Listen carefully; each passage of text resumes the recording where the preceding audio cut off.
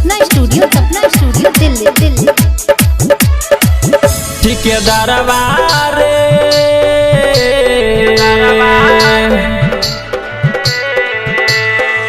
ठेकेदारवा रे बाहरा से भेज दे हमारा साई के। ठेकेदारवा रे बाहरा से भेज दे हमारा साई के। ओकरा बिना नींद न लागई, रात भर अखियां जागई, सुतबई पकड़ के ओकरा बाही के रे। ठेकेदारवा रे बाहरा से भेज दे हमारा साई के। ठेकेदारवा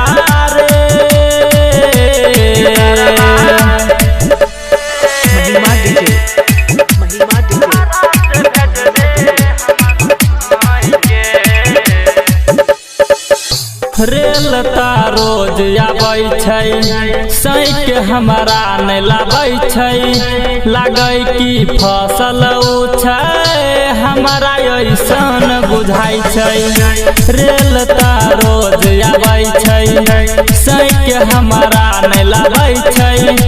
लागै कि फसल छै हमारा ऐसन बुझाइ छै।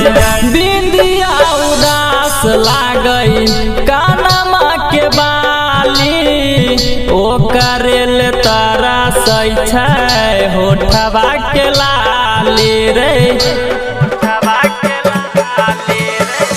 बिंदिया उदास लागै कानमा के बाली, ओकरेल तरसै छै होठवा के लाली रे। ओकरेल तरसै छै होठवा के लाली। दिलवा के बात हम तो दिलवा के बात हम तो केतना बतैयौ कही कही के रे। ठेकेदारवा रे बाहरा से भेज दे हमारा साई के। ठेकेदारवा बाहरा से भेज दे हमारा साई के।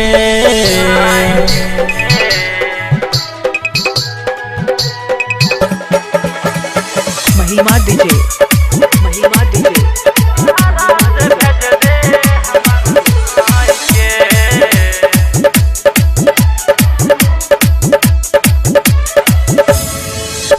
आजादवा घोर अइलै रे, दीपिका के जोर अइलै।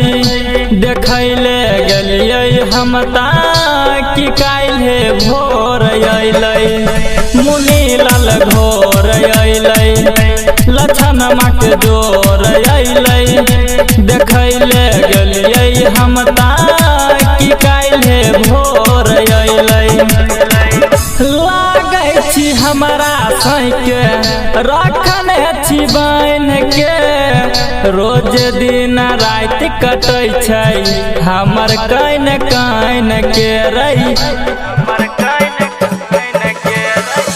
लागै छै हमारा साइके रखने छी बान्ह के, रोज दिन रात कटै छै हमर कान कान के रही। रोज दिन रात कटै छै हमर कान कान के।